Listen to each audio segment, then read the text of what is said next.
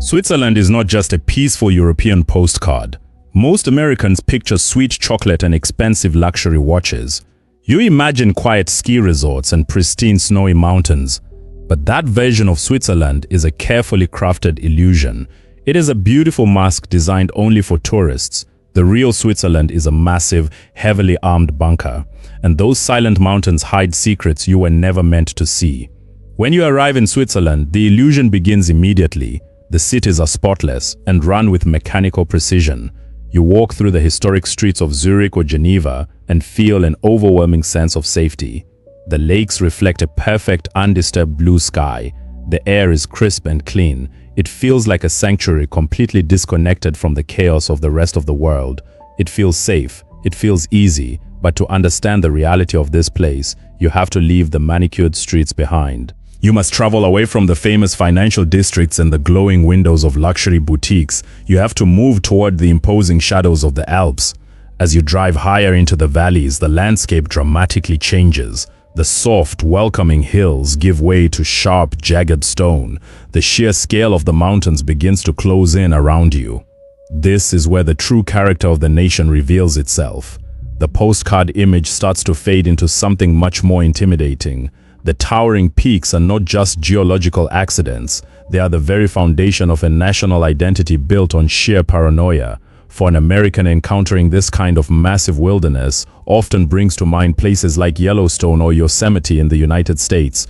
Grand national parks are celebrated as symbols of freedom and open space. They are vast, exposed, and inviting. You look out over a deep canyon or a sprawling pine forest, and you see an endless frontier waiting to be explored. Nature in America is a playground for the adventurous. It is a place to conquer, but the Swiss Alps serve a completely different purpose entirely. These mountains are not a frontier, they are a barricade. They are a towering wall of rock and ice standing between the people and the violent history of Europe. When you look closely at the steep cliffs and narrow mountain passes, you do not see an invitation. You see a strict warning. The terrain here is unforgiving and deliberately difficult to navigate. The breathtaking beauty of the landscape is merely a byproduct of its intense hostility. Every deep ravine and towering peak was historically evaluated for its tactical advantage. This is nature fully weaponized. What feels like a serene hiking trail to a tourist is actually a carefully mapped choke point. The silence of the alpine valleys is heavy. It is not the silence of tranquility, but the silence of anticipation. For centuries, the people who lived in these mountains understood a brutal truth. Their survival depended entirely on the harshness of their environment. They did not attempt to conquer the mountains. They partnered with them. They looked at the freezing winters, the impassable snowdrifts, and the deadly avalanches, and they saw ultimate protection. The geography dictates everything about life here. The mountain roads are narrow and constantly winding. They force anyone who enters to slow down and submit to the landscape. There are no vast open plains to cross easily. Every single route in and out of the heart of the country is heavily restricted by these massive natural barriers. The mountains surround you entirely, effectively cutting off the horizon line. It creates a profound sense of geographic claustrophobia. You are entirely at the mercy of the ancient stone. This realization changes how you view every pristine lake and snow-capped peak. You begin to ask yourself a fundamental question. Is this a country that naturally found peace, or a country that built a fortress so terrifying that no one ever dared to attack it? The answer lies hidden in the cold rock. The deep, dark alpine lakes are freezing and highly treacherous. The high passes are perilous and easily blocked. The entire nation is a masterpiece of defensive geography. It is a land that uses its own extreme beauty as a flawless camouflage for its deadly efficiency.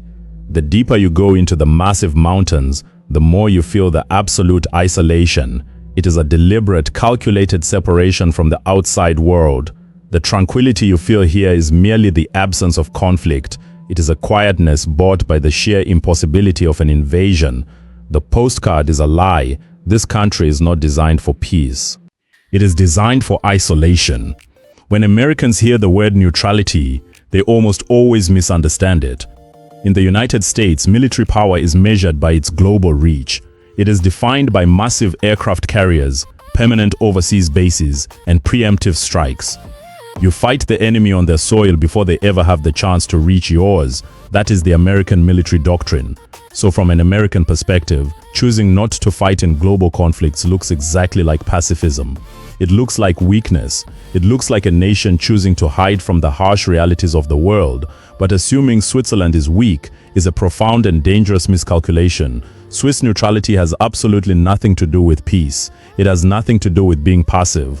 It is an aggressively maintained, heavily funded military doctrine. It is armed neutrality. The Swiss did not survive centuries of European warfare by simply asking nicely to be left alone. They survived by making the cost of invasion mathematically unacceptable for any enemy. It is not ideology. It is practical. It is survival. Look at the history of the European continent over the last 100 years. It is a timeline written entirely in blood for centuries. Massive empires clashed and borders were violently redrawn overnight. During the First and Second World Wars, entire nations were swallowed whole by invading armies. Millions perished as war machines rolled across the continent. Yet, sitting directly in the center of this continental meat grinder was Switzerland. It remained entirely untouched while everything around it burned. Many people believe this was due to diplomatic brilliance or some mutual respect among warring nations. They believe international treaties protected those borders, but treaties are just fragile pieces of paper. Paper does not stop advancing tanks. Paper does not deter a desperate and hungry dictator. The only thing that stops an invading army is a credible, terrifying threat of absolute resistance. The Swiss understood early on that true independence requires a nation to be constantly prepared for total war. Every able-bodied citizen was a trained soldier. Every quiet home was a potential armory. Their neutrality was heavily militarized and fiercely guarded at all times. This creates a fascinating military paradox when compared to the American mindset. The United States trains its military to deploy anywhere on Earth within a matter of hours. The American doctrine relies on vast supply lines and rapid offensive capabilities to crush threats globally. It is an outward projection of overwhelming, unstoppable force. The Swiss military doctrine is the exact opposite in every conceivable way. It is entirely inward-facing. The Swiss army is not designed to win foreign wars or project power across oceans. It is designed to make fighting on Swiss soil a living nightmare for anyone who tries. They do not invest in massive naval fleets or long-range stealth bombers. Instead, they poured all their resources into mastering the deadly potential of their own harsh terrain. The strategy is simple but devastatingly effective. They know they do not need to defeat a global superpower in a traditional battle. They only need to guarantee that the invading force will suffer catastrophic, unacceptable losses. It is a strategy of pure, unadulterated deterrence. You might be able to enter the country, but you will never leave it intact. This incredible level of deterrence requires an unimaginable commitment from the entire population. It requires a collective mindset of constant, unwavering vigilance. The profound peace you see on the surface is actually fueled by an underlying institutional paranoia. It is a deeply ingrained national belief that the rest of the world simply cannot be trusted. Even during the quietest, most stable decades of the Cold War, the Swiss military complex never slept. While the rest of the Western world celebrated the end of global conflicts and reduced their military spending, the Swiss did the opposite. They continued to dig deeper into the solid rock. They continued to heavily fortify their serene valleys. They continued to prepare meticulously for the absolute worst-case scenario. This is the unseen Switzerland. It is a nation that smiles politely at foreign tourists while firmly holding a loaded rifle behind its back. They rely on no allies and trust no one but themselves. And this paranoid perfectionism did not stop at simply training soldiers and building forts. It evolved into a defense strategy much darker and far more extreme than anyone could have imagined. Americans build infrastructure to connect. You view the interstate highway system as the vital arteries of a thriving economy. When you drive across the Brooklyn Bridge or cruise down the historic Route 66, you see monuments of engineering meant to last forever.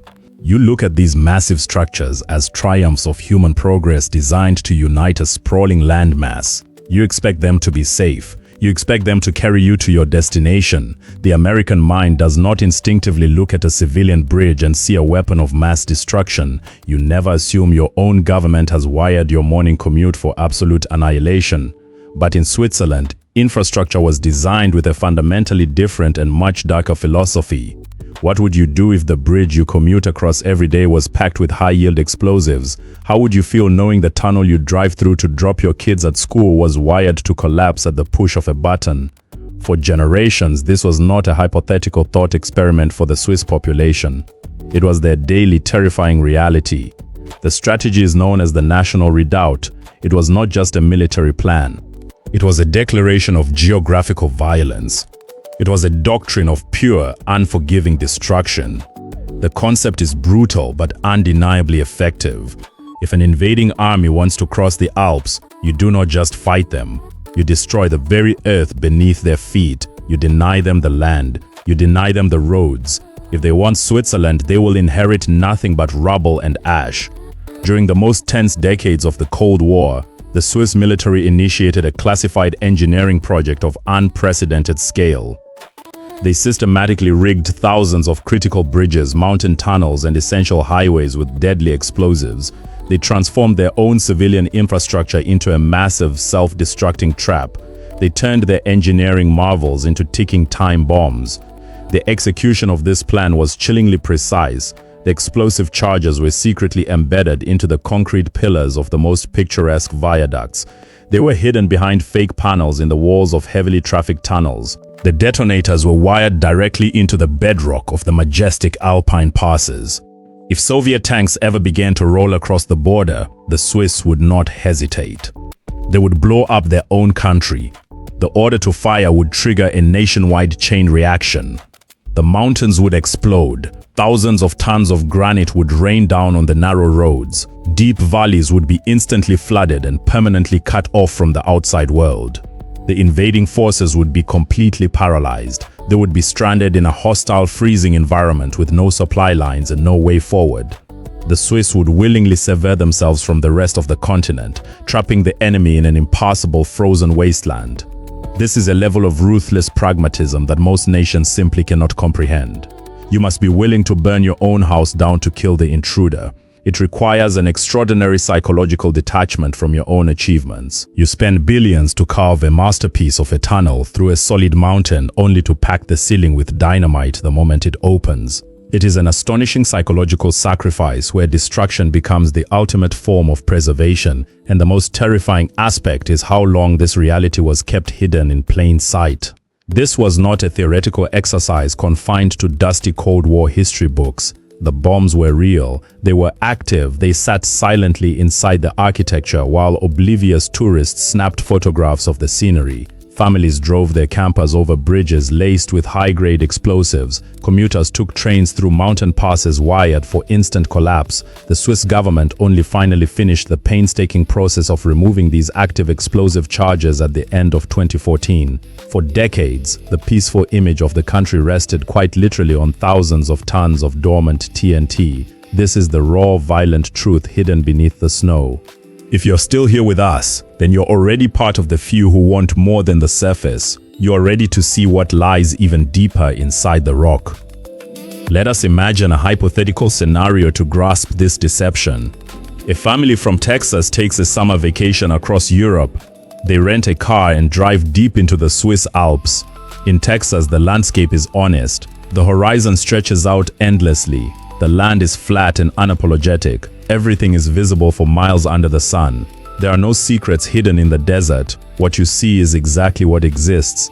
But here, the landscape plays tricks on the mind. The massive mountains crowd the sky. The roads twist violently through shadowed passes. The family feels the overwhelming beauty of the alpine environment. They see vibrant green pastures rolling down slopes. They hear cowbells ringing softly in the distance. It feels like stepping into an illustrated fairy tale. It is entirely peaceful. It feels completely innocent. They roll down their windows to breathe the freezing air. They remain entirely unaware of their surroundings. The father pulls the car over.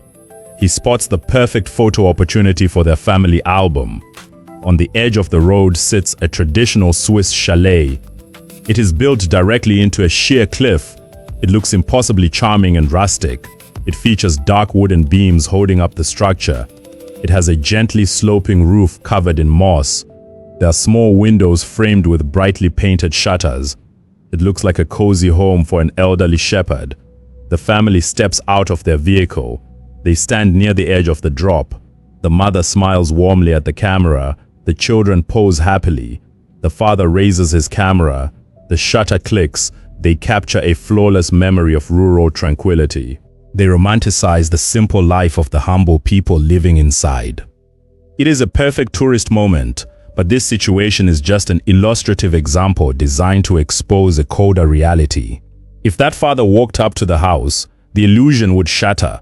Imagine he knocks heavily on that rustic wooden door. It does not produce the dull thud of thick timber. It is freezing cold. It sounds hollow and metallic. Those weathered wooden beams are not wood at all. They are reinforced concrete meticulously painted to mimic natural wood grain. That sloping mossy roof is actually a reinforced blast shield. Those charming painted shutters are not meant to keep the morning sun out. They are mechanized steel plates designed to retract instantly on command. And behind those fake shutters, there is no cozy living room. There is no warm fireplace. There is only a pitch-black cavern carved deep into the mountain. Inside sits a fully operational 105mm anti-tank gun. The heavy steel barrel is pointed directly at the exact spot where the family was just standing.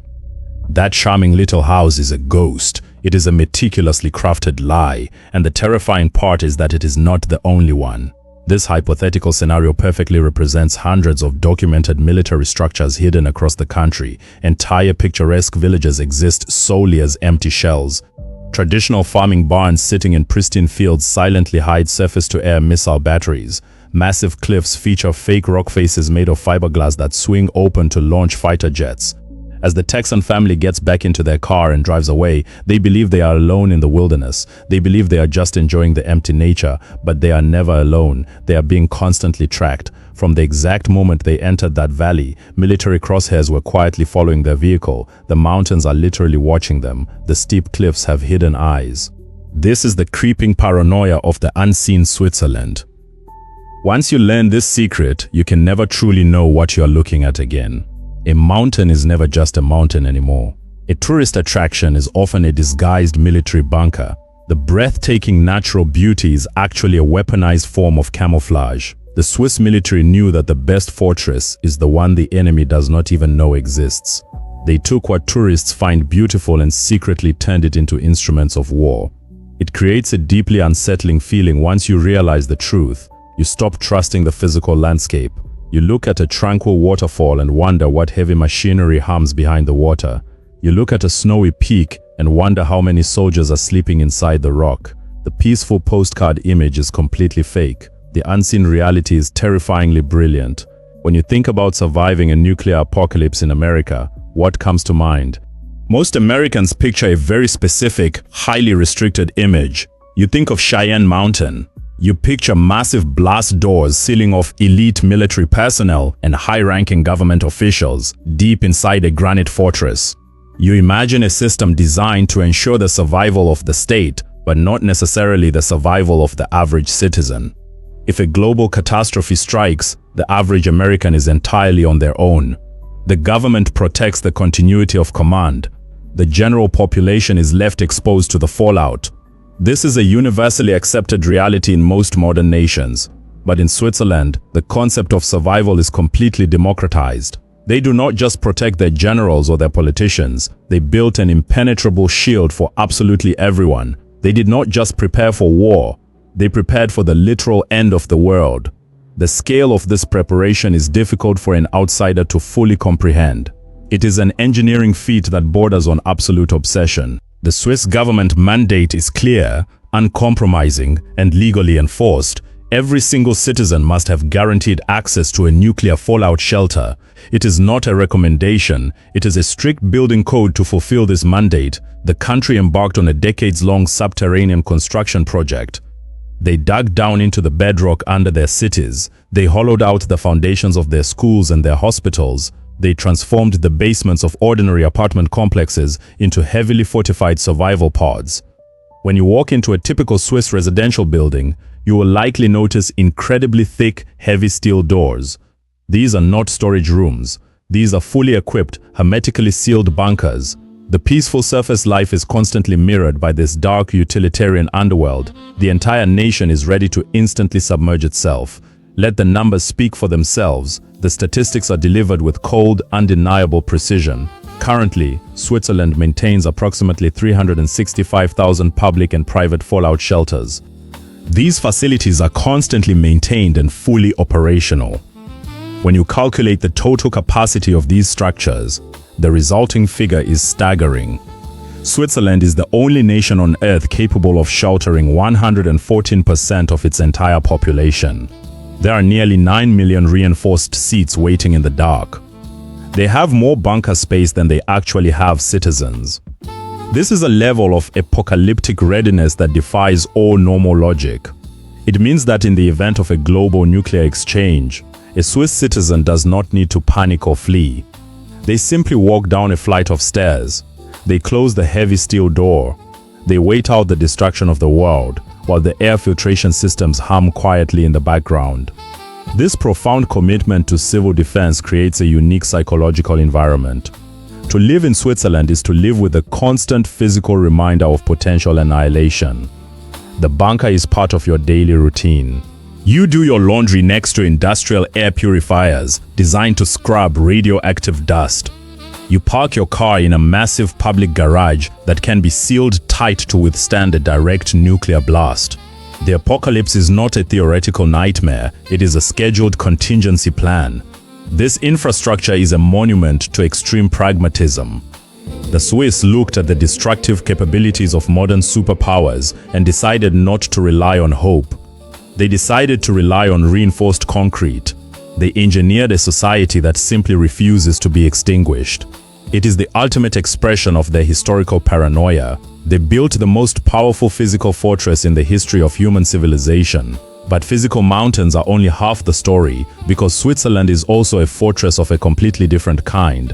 When we look at the physical defenses of Switzerland, a crucial realization begins to form. We see the hollowed-out mountains and the thousands of rigged bridges. We observe the nationwide network of nuclear bunkers, and it forces us to ask an essential question. What exactly is so valuable that it requires the most extreme military protection in human history? The answer is not simply the people. It is not just the land. The answer is hidden far away from the snowy peaks. It is buried deep within the quiet, impeccably clean streets of Zurich and Geneva. If you leave the harsh alpine passes and descend into the banking districts, the landscape shifts dramatically. The rugged stone gives way to polished marble and tinted glass. The deafening silence of the wilderness is replaced by the hushed whispers of international commerce. This is where the true power of the nation resides. The physical mountains are impressive, but they are just the outer wall. They are the visible guard dogs. The real fortress is financial. To understand this pivot, you have to look at how global wealth actually operates. In the United States, you see the bustling trading floors of Wall Street. You see the frantic energy of the New York Stock Exchange. American finance is loud, aggressive, and highly visible. Wealth in America is often a public spectacle. It is flaunted and aggressively debated. But the wealth that flows into Switzerland is different. It does not seek attention. It seeks the exact opposite. It seeks absolute impenetrable silence. The Swiss did not just build physical bunkers to protect themselves from bombs. They built legal and financial bunkers to protect the world's elite from scrutiny. For centuries, this small landlocked country perfected the art of keeping a secret. They transformed discretion into their most valuable national export. They realized that true neutrality is not just about avoiding wars. It is about being the one safe place where everyone, regardless of their allegiances, can hide their most valuable assets. This financial fortress operates on a code of absolute silence. It is a system designed to swallow immense fortunes without leaving a trace. When a Wall Street titan or a Silicon Valley billionaire wants to make their money disappear from the view of the IRS, they do not just bury it in the desert. They send it into the Swiss vault. This is not just a service, it is an institution protected by laws older than the United States itself. The famous Swiss Bank Secrecy Act made it a criminal offense for a banker to reveal client information. It was an ironclad guarantee of anonymity. This law turned the country into a black hole for global capital. The money flowed in from every corner of the earth. It came from legitimate businessmen seeking tax havens. It came from deposed dictators fleeing revolutions. It came from anyone who needed their wealth to vanish completely, and the Swiss asked no questions. They simply locked the vault and stood guard. The connection between the military paranoia and the financial secrecy is absolute. There are two sides of the same coin. The physical defenses guarantee that the financial assets can never be seized by force. The financial assets guarantee that the country has enough leverage to maintain its fierce independence. It is a perfect self-sustaining loop of power and protection. The Swiss essentially told the world that their money was safe, and then they dared the world to try and take it. This is not just banking. This is a highly weaponized form of economics. The real weapons of Switzerland are not the 105mm guns hidden in the chalets. The real weapons are the numbered accounts and the impenetrable legal trusts. The physical mountains were simply built to protect the financial mountains. If you are still watching, you're already seeing what most never will. You are beginning to understand the true architecture of global power. And soon you will see exactly how this silent system systematically targeted American wealth. Every year, millions of hard-working Americans file their taxes. You sit down at your kitchen table or open your laptop. You carefully calculate every single dollar you earned. You send a significant portion of your income directly to the IRS. You do this because it is the law. You do it to fund the roads, the schools, and the military. It is the cost of living in a functioning society, but there is a completely different reality operating above you. For the absolute wealthiest individuals in the United States, paying taxes was often viewed as entirely optional. They did not sit at kitchen tables. They did not fear the IRS because they had a secret weapon located thousands of miles away. They had the Swiss banking system. And the Swiss banks did not just passively wait for this American money to arrive. They actively and aggressively hunted it. In the early 2000s, the strategy was highly coordinated. It felt less like banking and more like international espionage. Elite Swiss bankers from massive institutions like UBS would regularly travel to the United States. They did not advertise their services on billboards or in financial magazines. They operated completely in the shadows. They targeted exclusive art shows in Miami. They infiltrated high society charity galas in New York. They attended prestigious yachting events in Newport. They were looking for a very specific type of client. They were looking for American billionaires who wanted to make their fortunes disappear. Once a target was identified, the pitch was incredibly simple. The banker would offer absolute legally protected anonymity. They offered a fortress where the American government could never reach. The wealth would be effectively wiped from the map. The logistics of moving this money were often absurdly cinematic. This was not about simple wire transfers. The paper trails had to be completely eliminated. The methods used to smuggle assets across borders bordered on the ridiculous bankers would meet clients in luxury hotel rooms to exchange massive amounts of untraceable cash. But cash was bulky, so they found more creative solutions. They would instruct clients on how to purchase high-grade flawless diamonds. These diamonds were small, immensely valuable, and easily concealed. A wealthy American could buy millions of dollars in loose stones. They would then physically smuggle them on commercial flights. How? By unscrewing the bottom of a common toothpaste tube. They would push the diamonds deep into the paste. They would put the cap back on and drop it into their toiletry bag. They simply walked through airport security with a fortune hidden next to their toothbrush. Once the assets arrived in Zurich or Geneva, the real magic began. The bank would set up complex, impenetrable structures. They would create shell companies nested inside other shell companies. The ultimate account would not have a name attached to it. It would just be a number, a sequence of digits guarding a vast empire of hidden wealth. The client would be given a secret pager. They would receive coded messages to check their balances. If an American client needed to access their hidden money, they could use a specialized, unbranded credit card. It was a card linked directly to the anonymous account, leaving zero trace in the American financial system. It was a flawless closed-loop system of tax evasion. The scale of this operation was breathtaking. This was not a few isolated incidents of wealthy individuals bending the rules. This was an industrialized, institutionalized looting of the American tax base. Today, Switzerland still manages roughly $2.4 trillion in cross-border wealth. They remain the undisputed largest offshore financial center on the planet, easily dwarfing competitors like Hong Kong or Singapore. The system was designed to be invincible. It was protected by centuries of tradition and fierce, unyielding laws. The Swiss bankers believed they were untouchable. They believed the legal fortress was just as impenetrable as the mountain bunkers. The American government knew the money was bleeding out, but they were powerless to breach the walls. They needed a weakness, they needed someone on the inside, they needed a spark to ignite the entire structure. And that spark came in the form of one single disgruntled American employee. Bradley Birkenfeld was not a spy. He was not a government agent sent to infiltrate the Swiss banking system. He was an American citizen working directly inside the belly of the beast. He was a highly successful, highly paid banker for UBS, the largest financial institution in Switzerland. His job was exactly what we just described. He was the man hunting American wealth. He traveled back and forth between Geneva and the United States, actively courting billionaires and managing their hidden assets. He knew every single loophole. He understood every coded message and every secret offshore trust.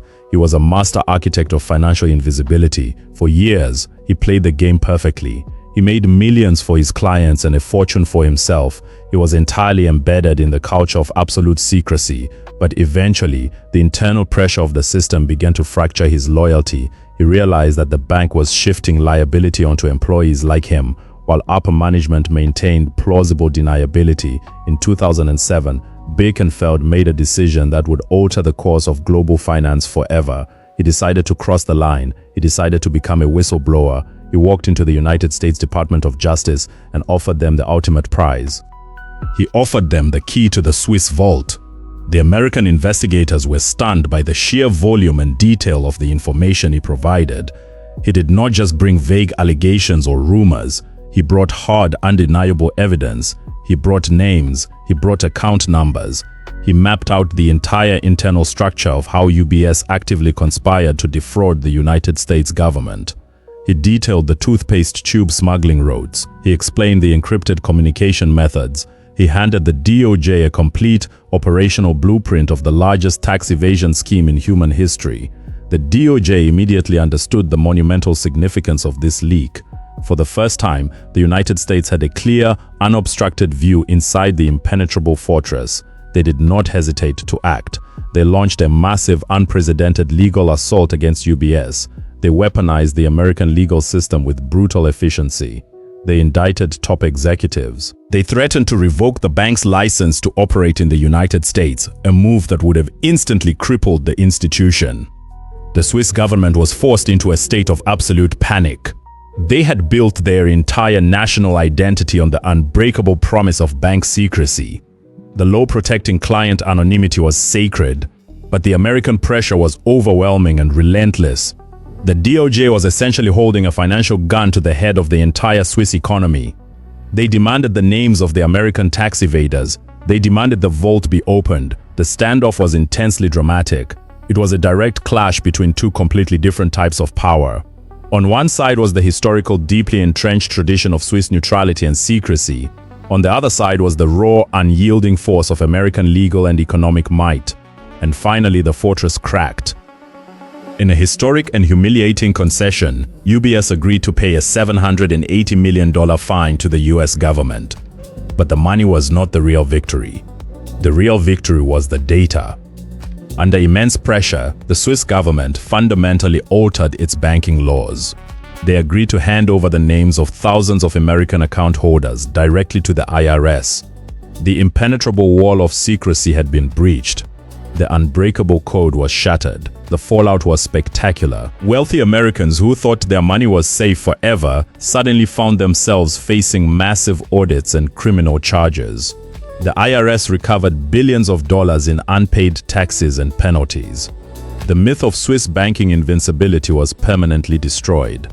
Bradley Birkenfeld himself served time in federal prison for his initial role in the conspiracy, but the American government ultimately rewarded him for his cooperation. They paid him a staggering $104 million, the largest whistleblower payout in history. The United States had essentially conquered the Swiss financial mountain without firing a single shot. They used the power of their own laws to force the fortress to surrender. But if you think this victory dismantled the entire system, you're only seeing the surface, because beyond the commercial banks, deeper in the shadows of the Swiss financial structure lies an institution so powerful that even the United States government cannot touch it. Beyond the commercial banks, beyond the reach of the IRS, and beyond the scandals of wealthy individuals, exists a completely different level of power. It is a layer of the financial fortress so deeply buried that most people do not even know it exists. If you travel to the city of Basel, situated right on the border where Switzerland meets Germany and France, you will find a very strange, very quiet circular building. It does not have flashing neon signs or giant corporate logos. It looks like an unremarkable administrative office from the 1970s. But this building is the headquarters of the Bank for International Settlements, or the BIS. It is not a bank for you or me. It is not even a bank for billionaires. It is the bank for central banks. It is the apex predator of the global financial ecosystem. To understand the BIS, you have to completely reset your understanding of national sovereignty. In America, we are taught that the government is the ultimate authority. We believe the Federal Reserve controls the money supply and answers only to the economic needs of the nation. But where does the Federal Reserve go when it needs to coordinate with other global powers? Where do the heads of the Bank of England, the European Central Bank, and the People's Bank of China meet to discuss the fate of the global economy? They go to Basel. They walk into this circular building in Switzerland. And when they step inside, they are no longer subject to the laws of any nation on earth. The BIS operates entirely outside the jurisdiction of the Swiss government or any other international body. The legal status of the BIS is genuinely shocking. According to a formal headquarters agreement established with the Swiss Federal Council in 1987, the BIS is legally recognized as a sovereign entity. It is essentially its own independent country, operating right in the middle of a Swiss city. The building itself is completely inviolable. This means that Swiss police cannot enter the premises without the explicit prior consent of the BIS general manager. Even if a crime is committed inside, local authorities have no jurisdiction. Furthermore, the organization and its employees enjoy massive diplomatic immunities. They are immune from arrest and imprisonment. Their communications cannot be intercepted or subpoenaed, and crucially, they are entirely exempt from taxes on many of their operations. They exist in a state of permanent, legally protected invisibility. They are the unseen of the unseen. Why does an institution like this exist? It exists because the global financial system requires a neutral ground. It needs a place where the people who actually control the money can meet in absolute secrecy, free from political pressure or public scrutiny. During the Second World War, the BIS continued to operate smoothly, facilitating transactions between the central banks of nations that were actively slaughtering each other on the battlefield. The neutrality of Switzerland provided the perfect geographical shield for this kind of detached, emotionless financial operation. The BIS is the ultimate expression of the Swiss model. It takes the concept of a banker and applies it to the very concept of money itself. When the chairman of the US Federal Reserve travels to Basel, they are not visiting an ally or an enemy. They are entering a perfectly constructed vacuum. The decisions made inside those walls can ripple out and affect inflation rates, mortgage costs, and job markets across the entire United States. Yet, the meetings are closed door. The transcripts are not public. The accountability is non-existent. The BIS is the beating heart of the global financial machine, and it beats entirely in the dark. The physical fortress of the Alps was built to protect the people. The commercial secrecy laws were built to protect the wealth, but the legal fortress of the BIS was built to protect the system itself. This is the final, most impenetrable layer of the Swiss puzzle. It forces us to zoom out and look at the entire structure from a much wider perspective. When you step back and look at the entire picture, the true nature of Switzerland becomes undeniably clear. It is not just a collection of impressive facts, it is a highly integrated, perfectly engineered machine. You cannot separate the physical defenses from the financial secrecy. They are two halves of the exact same survival strategy. The mountains were hollowed out and filled with explosives to ensure that no foreign army could ever physically breach the vault. The banking laws were written to ensure that no foreign government could ever legally breach the vault. The Bank for International Settlements was established to ensure that the global financial system itself would always have a vested interest in protecting the vault.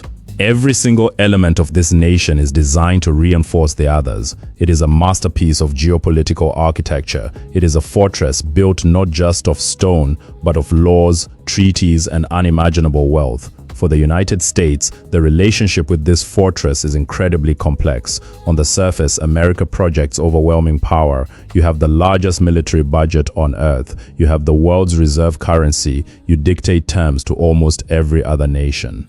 But when it comes to Switzerland, the dynamic shifts completely. The United States cannot bully the system.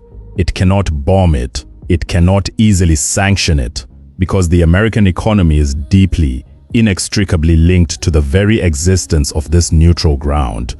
American corporations rely on the stability of the Swiss franc. The Federal Reserve relies on the coordinated actions managed through the BIS in Basel.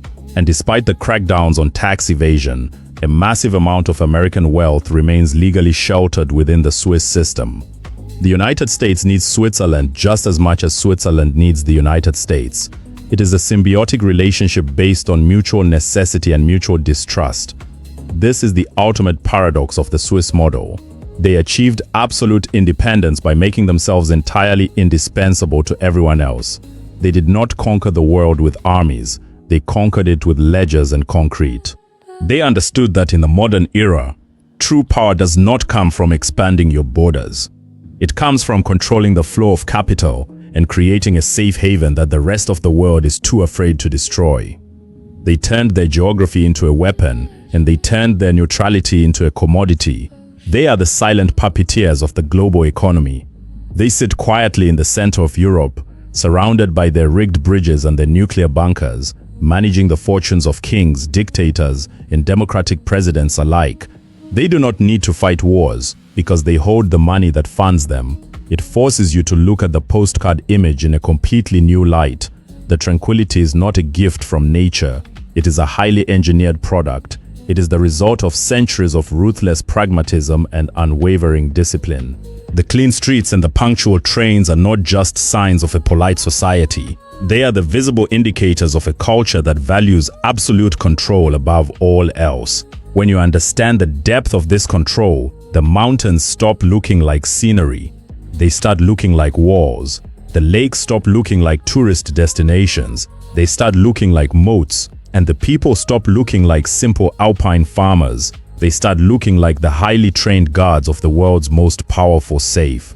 The illusion is finally broken. The truth is far more fascinating and far more intimidating than the fiction.